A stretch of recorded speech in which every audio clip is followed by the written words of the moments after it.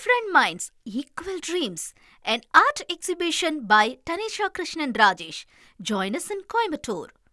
நிலங்களை பொறுத்த வரைக்கும் கடந்த 100 நாட்கள்ல நம்முடைய தீவிரமான செயல்பாட்டினால ஏறத்தாழ திருக்கோயில்களுக்கு சொந்தமான 464 ஏக்கரை திரும்ப கொண்டு வருவதற்கான மேல்முறையீட்டில் நம்முடைய அரசாங்கம் செயல்பட்டு இருக்கிறது. கணினி சிட்டா விவகாரத்தை பொறுத்த வரைக்கும் 349 ஏக்கரை மீண்டும் கொண்டு வருவதற்கான மேல்முறையீட்டு நடவடிக்கையில் நம்முடைய அரசாங்கம் இறங்கியிருக்கிறது. இந்த 100 நாட்கள்ல மட்டும் ஏறத்தாழ 45 ஏக்கர் நிலத்தை நம்ம கோயிலோட நம்ம சேர்த்திருக்கிறோம். இப்படி தொடர்ந்து கோயில் சொத்துக்களை பாதுகாப்பதிலும் கோயிலுடைய பராமரிப்பிலும் நம்முடைய அரசாங்கம் மிக பெரிய கவனத்தை செலுத்தி வருகிறது. அதே போல இந்த நகை உருக்குவதை பற்றி எல்லாம் பெருமையாக பேசினாங்க. அதுல எனக்கு எந்த விதமான மாற்று கருத்தும் இல்லை. ஆனா ஒரு கேள்விக்கு அவங்க பதில் சொல்ல வேண்டிய அவசியம் இங்க இருக்கிறது. நகையை உருக்குவதை மட்டும் பற்றி பேசிய அவர்கள் யாருமே கடந்த 12 வருஷங்களாக 10 வருஷம் 5 வருஷம் 20 வருஷமா இன்னும் பல கோயில்கள்ல நகையை மறுமதிப்பீடே பண்ணாம வச்சிருக்காங்க. ஆண்டுக்கு ஆண்டு செய்ய வேண்டிய நகையுடைய அனெக்சர்ஸ் ஆட் பண்ணாம வச்சிருக்காங்க. 5 ஆண்டுக்கு ஒரு முறை நகையை மறுமதிப்பீடு செய்யணும் அப்படிங்கிறது HRNC லாவில் இருக்கு. வருஷா வருஷம் நகையை அனெக்சர் பண்ணணும் அப்படின்றது HRNC ஆக்ட் அண்ட் ரவுல்ல இருக்கு.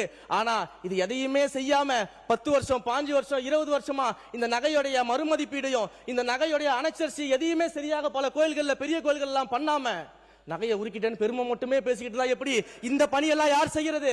அப்ப இந்த பணியை செய்வதற்கு மாண்புமிகு முதலமைச்சர் அவர்கள் உத்தரவின் பேர்ல இந்து சமய அறநிலையத்துறை இன்றைக்கு செயல்பட்டு கொண்டிருக்கிறது.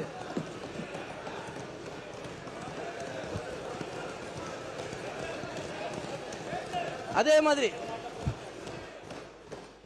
மாதிரி நம்முடைய மாண்புமிகு மதுரையில் இருக்கக்கூடிய சட்டமன்ற உறுப்பினர் அவர்கள் அறங்காவலர் குழுவை பத்தி எல்லாம் பேசினாரு. அறங்காவலர் குழுவை பற்றி பேசும் பொழுது அறங்காவலர் குழு நியமனம் எப்படி நடந்ததுன்னு சொன்னாரு. ரூல்ஸ் எல்லாம் ஃபாலோ பண்ணாங்க, அதெல்லாம் கரெக்ட் தான். ஆனா அதற்கு பின்னாடி மறைமுகமா என்னென்ன நடந்துச்சு அப்படிங்கிறது எல்லாமே எத்தனை அறங்காவலர்கள் தினம் தினம் என்னுடைய அலுவலகத்துக்கு கண்ணீர் விட்டு கதறிட்டு இருக்கிறாங்கன்றது எனக்கு மட்டும் தான் தெரியும்.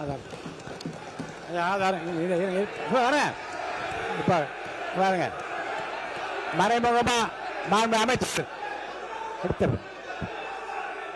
அமைச்சர் அதனால மறைமுகமா என்ன நடந்தது என்றால் அவைக்கும் நான் நீக்கிறேன். சரிங்க, நீக்கிடுங்க. சப்ஜெக்ட் மட்டும் பேசுங்க. சொல்லிட்டு உட்காருங்க. எல்லாம் உட்காருங்க. முக்கியமான விஷயத்தை சொல்லிடுறேன். முடிங்க. உட்காருங்க. எடுத்துட்டாங்க போதும். அறிவிப்புகளை சொல்லிடுறேன். அறிவிப்பு வந்துட்டாரு. வாங்க, அறிவிப்புகளை சொல்லிடுறேன். வாங்க. வர அதே மாதிரி மாண்புமிகு அறிவிப்புகள் சொல்ற. உட்காருங்க. எடுத்துட்டாங்க. அவை முன்னவர் மாண்பு பேரவைத் தலைவர்களே, மாண்பு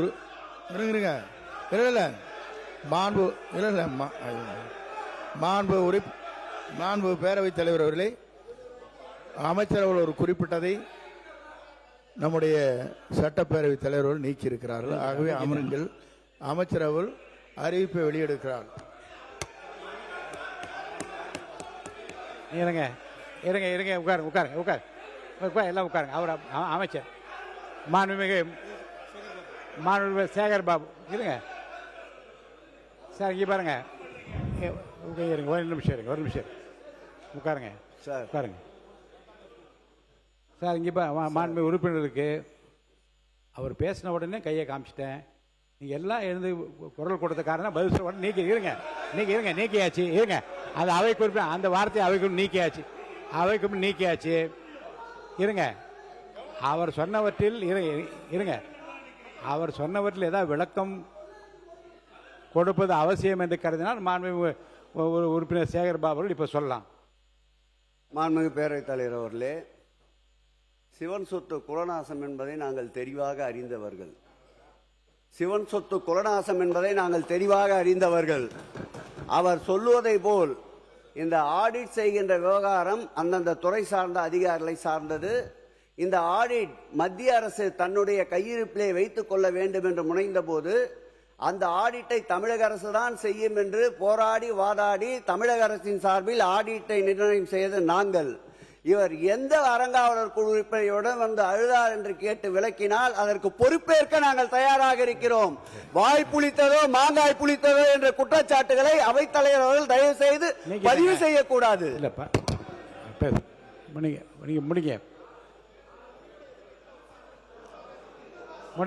மாண்புமிகு பேரவை தலைவர் அவர்களே, ஒரே ஒரு விஷயத்தை மட்டும் சொல்லிட்டு நான் அறிவிப்பு போயிடுறேன்.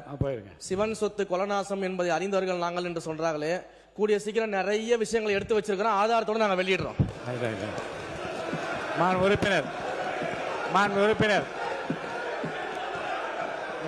ஆதாரத்தோட வெளியிடுறேன், ஆதாரத்தோட வெளியிடுறேன்.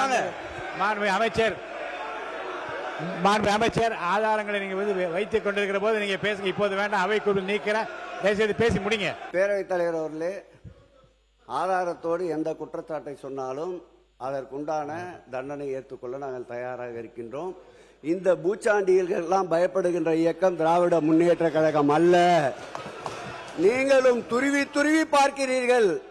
7 திருக்கோயிலுக்கு ஆடிட்டை போட்டு பார்த்தீர்கள், ஒன்றுமில்லை என்ற தகவல் தான் உங்களுக்கு கிடைத்தது. தங்கத்திலே 1000 கிலோ சுருட்டி விட்டீர்கள் என்று அனைத்து அதிகாரிகளையும் ஏவி பார்த்தீர்கள், அங்கு கிடைத்தது உங்களுக்கு 0. இப்பொழுதும் சொல்லுகிறேன் திறந்த மனதோடு, நான் 50 ஆண்டுகளுக்கு மேலாக ஆன்மீக பயணத்திலே இருப்பவன், சிவன் சொத்து குலநாசம் என்பதை தெளிவாக அறிந்தவன், எங்கள் முதல்வர் எல்லோருக்கும் எல்லாம் என்று அரசை நடத்த சொன்னவர், இன்னார் இனியவர் என்று பாகுபாடு இல்லாமல் பார்க்க சொன்னவர். எந்த குற்றச்சாட்டாக இருந்தாலும் அதை சட்டத்தின் படிக்கட்டில் ஏறி சந்திக்க தயாராக இருக்கிறோம் என்பதை இங்கு பதிவு செய்கிறேன்.